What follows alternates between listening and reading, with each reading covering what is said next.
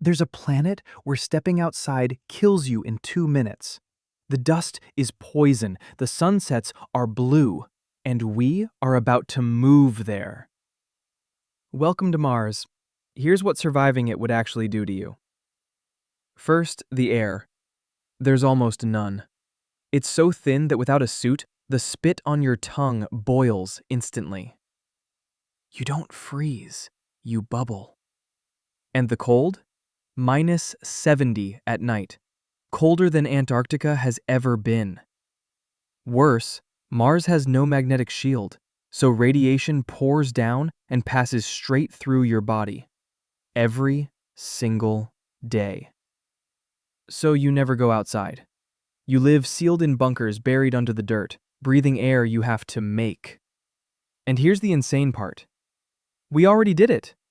In 2021, a NASA rover turned Mars's poison air into pure, breathable oxygen. The first breath humans ever made on another world. But you still can't grow food. Martian soil is laced with toxic chemicals. Before a single plant, you'd have to wash the ground itself. Survive all that? Mars still rewrites your body.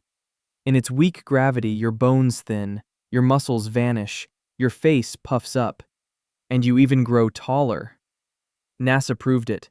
They sent one twin to space and kept the other on Earth. The one who left came back changed, down to his genes. And if something goes wrong? Earth is 40 minutes away by radio. No one is coming. No one can. And yet, it's beautiful. The sunsets glow an eerie blue. 2 tiny moons drift across a pink sky. A whole alien world waiting. So why risk it? Because a species on one planet can be wiped out in a day. A species on 2, almost never. Mars isn't a vacation. It's our backup. A frozen, radioactive desert that kills you in 2 minutes. Might just become the second home of the human race.